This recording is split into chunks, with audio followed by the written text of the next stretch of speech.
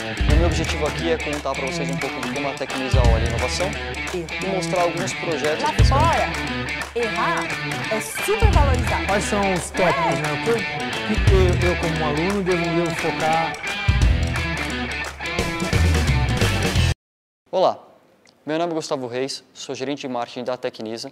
Primeiramente, quero agradecer a oportunidade de participar do Congresso de Engenharia. É um enorme prazer para a Tecnisa estar em eventos tão importantes como esse. Primeiramente, quero dividir com vocês qual o objetivo dessa apresentação. Vou falar um pouco sobre a Tecnisa, sobre como é que a gente enxerga inovação e apresentar alguns cases utilizando tecnologia. Quando a gente fala sobre Tecnisa especificamente, a empresa tem 40 anos, tem mais de 7 milhões de metros construídos e hoje atua em São Paulo, Curitiba, Brasília, Fortaleza. É uma empresa que cresceu muito ao longo dos últimos anos e sempre teve na sua origem, no seu DNA, a ótica de inovação. Então a empresa investe nisso de forma consistente, ou investiu nisso ao longo dos seus 40 anos, mais especificamente nos últimos anos após a abertura de capital. A Tecnisa atua em dois grandes segmentos, quando a gente olha para a linha residencial, é onde a gente aplica grande parte das tecnologias que a gente possui, uma linha de produtos premium e uma linha de produtos de entrada, onde a gente está olhando predominantemente para produtos voltados ou Minha Casa Minha Vida, ou até R$400 mil. Para a inovação, especificamente, olhando para a Tecnisa, existem sempre duas óticas. A primeira delas é onde a gente aplica a inovação. São três camadas, três linhas de adoção da inovação. A primeira delas é quando a gente fala sobre inovações em produto. A gente está buscando tecnologias que tornam os produtos mais atrativos, especialmente em momentos como a gente vê da economia hoje, onde você precisa de bons produtos para que tenha uma alta rentabilidade. Olho para a inovação sobre a ótica de processos, de que forma a Tecnisa consegue, através da tecnologia e da inovação, reduzir o time to market, trazer ter uma fluidez maior em termos de método construtivo. E na terceira linha, quando a gente está olhando especificamente para serviços, ou seja, que tipo de tecnologias a gente pode aportar no nosso dia a dia para que a gente tenha uma experiência melhor do nosso consumidor. Seja qual for a linha de inovação, ela sempre tem três objetivos corporativos. O primeiro deles é quando a gente fala sobre geração de receita, o segundo, diferenciação de produtos e o terceiro deles, experiência. Eu começo a contar sobre esse aspecto porque é importante vocês entenderem que inovação não é algo isolado na empresa, é algo que vem sendo construído ao longo dos seus 40 anos de forma consistente. Ok? A inovação em si tomou novas proporções para a gente, em meados de 2000, quando a gente fez uma opção de olhar os canais digitais como a geração de negócio. Então, muito do que se fala hoje das transformações digitais das empresas, na verdade, a Tecnisa enxergava isso lá atrás e começou a olhar o digital como uma forma de, não apenas de se comunicar, mas gerar receita efetiva para a empresa. Apenas para vocês terem uma ideia de como isso funciona, ao longo dos anos, a Tecnisa foi a primeira empresa a vender pelo Twitter, a primeira empresa a montar, de fato, uma operação digital em si. Hoje, mais da metade da receita da empresa vem de vendas exclusivamente online, ou seja, o cliente não pisa no stand, ele faz todo o processo de identificação do imóvel, de negociação e efetivação da compra usando os canais digitais. Tá? Quando a gente fala sobre utilização do canal digital para a venda efetiva, a gente passa a adotar um conceito de e-commerce. A gente pensa e trabalha como e-commerce. E para isso, precisa mais do que ter todo o portfólio de produtos disponível, a gente precisa ter algumas questões que são importantes, como o caso, por exemplo, de transparência na parte do preço, modelo de financiamento. Então, essa unidade custa R$1.800.000. É claro e transparente, a gente não precisa de pontos de pedágio que o cliente precisa passar ou ter uma experiência ruim apenas para saber se aquele imóvel está dentro das expectativas financeiras do que ele tem. Então, a gente começou brincando com isso e aí trazendo aqui um atendimento durante um período 24 horas por dia, 7 dias por semana, que poderia ser por e-mail, por chat, por WhatsApp, por videoconferência e por aí vai. Mas a gente começou a elaborar esse processo de inovação pensando numa experiência positiva através de outras frentes e aqui entra a parte de tecnologia. Como, por exemplo, quando eu olho para um empreendimento deste aqui e eu tenho um botãozinho ali chamado de Compre Agora. É uma parceria exclusiva que a gente tem com o Itaú, onde a gente olhou para uma experiência que era predominantemente ruim do consumidor, que era a liberação do seu crédito, que é uma das maiores dores que a gente tem hoje no mercado imobiliário. Então, o tempo médio para você conseguir a liberação do seu financiamento, se tudo correr muito bem, 20 dias, 15, 20 dias, geralmente no Brasil, 2 meses, 2 meses e meio, às vezes até mais do que isso. Com uma parceria, olhando a tecnologia, entendendo o processo como um todo, a gente criou uma estrutura em parceria com o Itaú, onde você faz todo esse trâmite digitalmente e na hora que você se decide pelo imóvel e faz uma oferta para ele, o Itaú tem até 1 hora para passar fazer a avaliação do seu crédito. Se ele aprovar, em 1 hora eu já mandei rodar o contrato e o contrato está na sua casa. Ou seja, é um bom exemplo de como a tecnologia, pode ser aplicada em processos para resolver ou melhorar uma experiência do nosso consumidor. E aqui a tecnologia acontece porque tudo isso está dentro das plataformas digitais.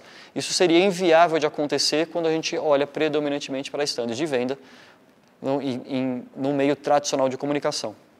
Mas não ficou preso apenas à inovação em si. Se vocês quiserem ver mais informações, aparece aqui. Mas quando fala sobre meios de pagamento, a Tecnisa foi a primeira empresa, por exemplo, a aceitar a comercialização, para comercializar imóveis, aceitar bitcoins. Então você pode, por exemplo, querer comprar o seu Tecnisa ou pagar a entrada ou eventualmente uma parcela, amortizar uma parcela do seu saldo devedor, por exemplo, com uma moeda criptografada. É só para vocês entenderem um pouco do drive da companhia, né? Como é que você implementa de fato uma estrutura onde você aceita bitcoins na comercialização do imóvel? É algo diferente, você está pensando novamente, nesse caso aqui, menos um produto, mas também num serviço que hoje discute-se muito e esse projeto está há mais de 2 anos no ar. Uma coisa que a gente acredita demais também é quando a gente fala sobre conteúdo. Especialmente sobre a ótica de marketing, falar sobre a produção de conteúdo é algo bastante comum, mas a gente enxerga que existe uma oportunidade porque o mercado investe um pouco em conteúdo de qualidade. Geralmente ele está falando sobre ou conteúdos muito técnicos, ou ele está falando sobre um lado muito mais aspiracional, mas poucos conteúdos guiam de fato o cliente, pegam o cliente na mão para fazer o processo todo de compra, passo a passo. Então aqui é um investimento, só para vocês entenderem de como a gente cria vídeos, textos, fotos, nesse caso aqui falando sobre o guia de compra, né? Então são materiais que orientam o nosso cliente para que ele possa ter segurança durante todo o processo do que esperar em termos de documentação, o que esperar em termos de financiamento, quais são os processos e prazos comuns que ele tem que adotar, ou seja, isso ajuda muito na transparência e numa experiência também positiva do nosso consumidor. Mas aqui é uma linha de conteúdo, mas vamos tentar expandir. A Tecnisa tem um projeto, tem várias iniciativas junto com a área de relacionamento com o cliente. Um deles é que todo mês, todo cliente Tecnisa recebe uma atualização do seu estágio de obra, ou seja, como está a evolução da obra do empreendimento que você adquiriu. A Tecnisa, já fazendo isso há algum tempo, foi atrás de uma solução, que é o caso de drones, onde a gente pega, com o fornecedor, faz um mapeamento de todas as unidades via drone e você recebe cada cliente individualmente uma mensagem todo mês com um vídeo gravado com o drone da unidade dele. Então não é uma informação genérica, não estou fazendo um voo por fora do empreendimento mostrando genericamente como está, não, ele entra em cada uma das unidades e passa essas informações para o nosso cliente. Isso isso é pensar de forma à frente, usando a tecnologia para trazer uma satisfação. Existe uma oportunidade enorme no segmento de construção civil, onde as construtoras predominantemente fazem o quê? Mandam um boleto no final do mês e a única comunicação que elas mandam pós-compra. Aqui é um exemplo de como a gente usa também a tecnologia para isso. Mas abre espaço para outras frentes. Desse projeto aqui saiu uma derivação, que é a utilização do drones para a segurança de obra. Então a gente usa a tecnologia para ter uma melhor a aplicação das regras de segurança junto à nossa equipe de construção, para que seja aplicado as melhores regras, que evitem acidentes, que traga toda a segurança para a nossa equipe. Olhando ainda para a tecnologia especificamente, a gente começou a trabalhar com impressoras 3D, e aqui tem uma questão de vendas. Então, uma das etapas muito comuns é quando a pessoa está sonhando com o imóvel dela e está pensando em personalizar, vou tirar essa parede, vou tirar alguma outra coisa, vou customizar o meu apartamento. Dependendo do empreendimento que você tiver, a gente tem algumas impressoras 3D. Enquanto você está personalizando o seu imóvel durante a compra, quando você assina, você recebe uma planta 3D da sua unidade e você começa a sonhar com aquilo. Você leva para casa algo muito bacana que você vai mostrar para todo mundo, feito naquele momento numa impressora 3D da planta do seu imóvel. Ok? Isso abriu espaço para a gente trabalhar com outras linhas e aqui a gente chega ao assunto do tema principal da nossa apresentação, que é a utilização de realidade aumentada e virtual para uma melhor experiência. Então eu trouxe alguns exemplos para vocês de como a gente enxerga inovação, para que vocês entendam que não é algo pontual, é algo pensado e estruturado numa companhia de capital aberto, que ao longo dos seus 40 anos enxerga a inovação como está dentro do seu DNA, como uma questão de sobrevivência, de necessidade e de competitividade num cenário adverso, e que a gente pode, por meio dela, ser muito competitivo. Aqui a gente foi atrás, estudando muito as tecnologias de realidade aumentada e virtual, a gente fez muitos testes para buscar uma experiência positiva ou melhorar o encantamento durante o processo de compra. Dentre essas tecnologias, a que se apresentou com maior adequação, maior fit para o que a gente imaginava, é uma tecnologia da Microsoft, que é o HoloLens, porque ele permite não uma imersão, mas ele permite uma sobreposição de informações. Então eu consigo ver o ambiente, estar dentro de um ambiente, ao mesmo tempo acrescentar elementos visuais, digitais ali dentro para uma boa experiência. Isso abriu espaço para que a gente trabalhasse com showrooms e não necessariamente ter maquetes espalhadas em cada um dos estandes. Deu um ganho de competitividade muito maior para a empresa, porque a maquete é cara e demora tempo para fazer, e aqui a gente começou a brincar com uma experiência diferente, sem contar o fato de que ela pode trazer informações muito maiores do que apenas a maquete, como, por exemplo, a vista de um determinado andar e o lado que você quer. Ela é toda interativa, com pessoas andando, carros, você entende o fluxo. Ele possui todo o detalhamento que uma maquete tem, de cores, de texturas, para que você tenha essa visão toda. Porém, quando a gente olha para o HoloLens, ele vai muito além disso. Para explicar um pouco para vocês de como a gente enxerga a aplicação desse tipo de tecnologia, não só sobre a ótica de vendas, mas com um perfil muito mais de engenharia, muito mais técnico, que dá produtividade, eu gostaria de chamar o Eduardo, que é um dos responsáveis pela nossa área de desenvolvimento tecnológico, que vai contar para vocês com um pouco mais de detalhe como a gente aplica esse tipo de tecnologia em obras. Olá, pessoal. Como o Gustavo falou, eu sou Eduardo, eu trabalho na área de pesquisa e desenvolvimento. É uma área pouco comum na construção civil. Nem sempre você escuta falar que uma construtora tem uma área de pesquisa, mas isso torna a coisa muito mais interessante, porque a engenharia, como muitos dizem, é um setor atrasado. Então, tem bastante coisa para desenvolver, bastante espaço para a gente inserir inovação. O HoloLens, que o Gustavo comentou, acho que é interessante a gente mostrar também a história de como ele surgiu para a empresa nessa parte da engenharia, que isso tem alguns pontos bastante relacionados com a parte de inovação que ele comentou. O HoloLens, meu contato, e o contato da minha área com essa tecnologia, foi primeiro através de uma reunião. O Gustavo ele apresentou para a empresa, ele teve a iniciativa de compartilhar com a gente, que é algo muito importante. O pessoal que está ligado em tema de inovação deve ouvir muito essa palavra. Ele compartilhou com a gente um protótipo, ele estava desenvolvendo ainda uma aplicação, essa voltada para vendas, e nos chamou para ver, olha, vem experimentar essa tecnologia, vem ver o que ela é capaz de fazer. E dessa reunião que surgiu a ideia, por que não trazer também um HoloLens para a parte do canteiro? O que será que a gente pode fazer com essa tecnologia que foi algo tão chocante para a gente?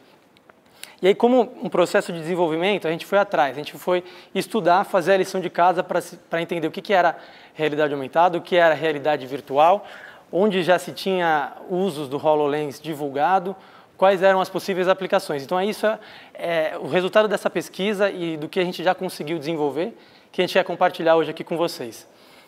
A gente viu que o HoloLens teve algumas aplicações e está surgindo, ainda é algo novo, não só aqui no Brasil, não só para construção, é algo recente também no exterior.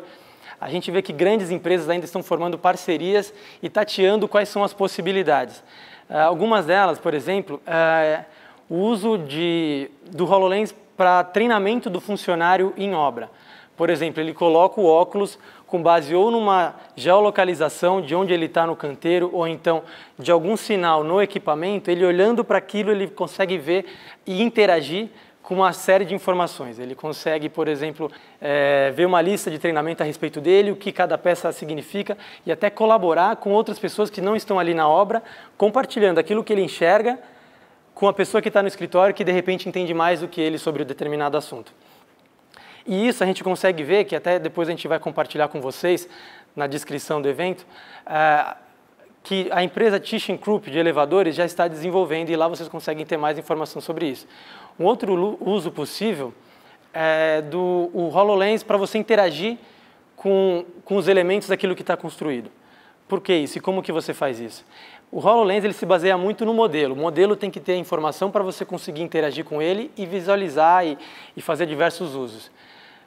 Esse modelo com informação, ele é o que nós na construção civil chamamos de BIM, que é o Building Information Modeling, que nada mais é, de uma forma bem simplificada, ele é um modelo com informação. E a partir do momento que o modelo tem informação, você consegue trabalhar com isso. Virou digital, aí as possibilidades se multiplicam. Então você imagina, estando numa obra com o HoloLens, você olha para aquilo executado, você consegue ver com o modelo que aquele pilar ele foi construído com tal material, em tal data, e alguém deu manutenção em tal data, e ele precisa sofrer uma nova manutenção daqui a tanto tempo.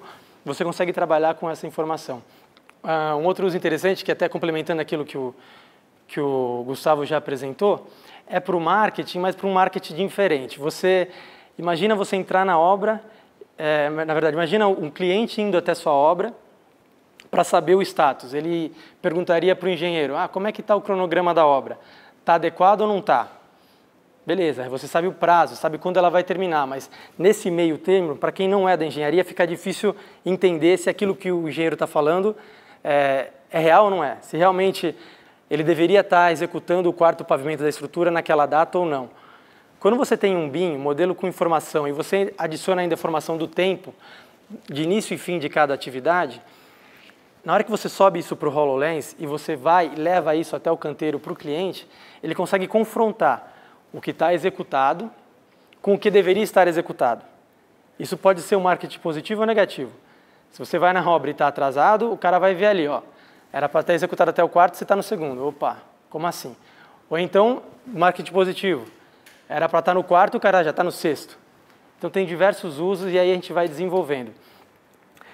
O nosso, especificamente, dessa análise que a gente fez, a gente entendeu que todos os usos passavam por um princípio básico, que era de conseguir, antes de mais nada, posicionar o modelo que você enxerga com o HoloLens, fazendo ele bater com a posição real daquilo que você está enxergando na obra ou no empreendimento entregue. Isso era essencial. Então essa foi a premissa que a gente teve. Vamos primeiro atacar esse ponto.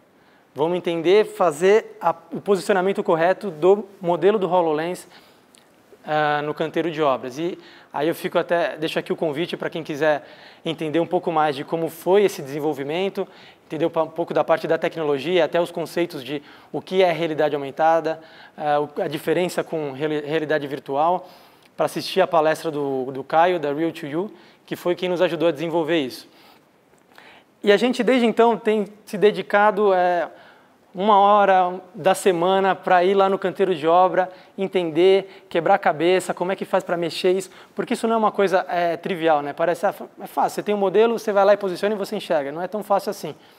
Tanto é que, não só no Brasil, mas em outros cantos, em outros lugares do mundo, existe esse desafio que tem que ainda ser vencido, não só por métodos de posicionamento, mas também da própria tecnologia.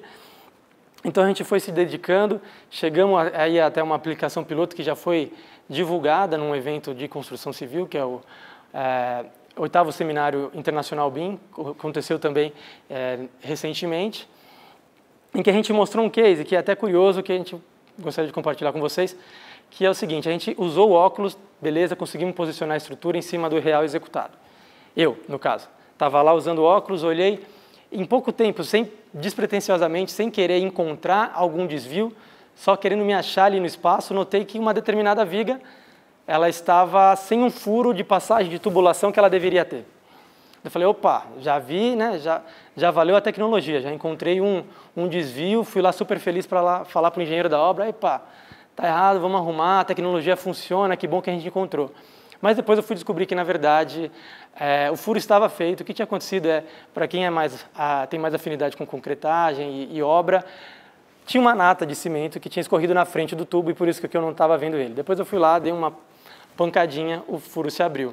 Mas aí eu fiquei duplamente feliz, porque primeiro eu vi que o HoloLens, ele, sem caçar pelo em ovo, olhando, dando uma olhada geral, eu vi um desvio na estrutura, aquilo é entre o modelo e o real, e fiquei feliz de novo por saber que, na verdade, a gente não tinha errado. O buraco estava lá e tudo correu muito bem. Então, pessoal, esse foi o nosso caso, essas foram as aplicações que nós encontramos para o HoloLens.